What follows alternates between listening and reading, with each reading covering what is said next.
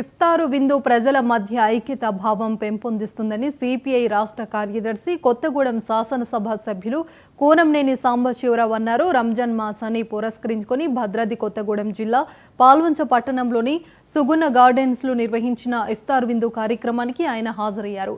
అనంతరం ముస్లింలతో కలిసి నమాజ్ చేశారు. ఉపవాస దీక్ష విరమించిన ముస్లింలకు శుభాకాంక్షలు తెలియజేశారు.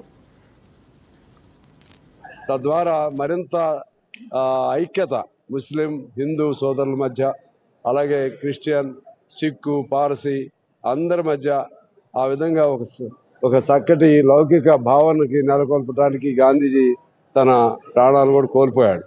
అందువలన భారతదేశంలో అందరం కలిసిమెలిసి ఉండాలి. ముఖ్యంగా ముస్లిం సోదరులకు సంబంధించి వాళ్ళు సచార్ కమిటీ ఇచ్చిన నివేదికలో దళితుల కంటే కూడా ఇంకా కడు పేదరికంలో ఉన్న పరిస్థితులు సచార్ కమిటీలో ఉన్నాయి. వాళ్ళకి ప్రత్యేకంగా కొన్ని పథకాలు పెట్టి, అంటే దళితులకి పథకం, ఎస్సీ ఎస్టీలకి ఎలా సప్లాన్ ఉందో మైనార్టీస్ కూడా సప్లాన్ పెట్టి ఆ విధంగా వాళ్ళందరూ కూడా పైకి తీసుకుని రావాల్సిన అవసరం ఉంది. అలా అందరూ కూడా ఈ భారతదేశంలో ఏ పేదవాడు కూడా సగౌరవంగా నాకు ఈ ప్రభుత్వం అండుంది అని పైకి వృద్ధిలోకి రావడానికి అవకాశాలు మనం కల్పించవలసిన అవసరం ఉంది. అప్పుడు ముస్లిం సోదరులు కూడా సంతోషంగా ఉంటారని భావిస్తూ మరొకసారి ముస్లిం సోదరులందరికీ పవిత్ర రంజాన్ శుభాకాంక్షలు తెలియజేస్తూ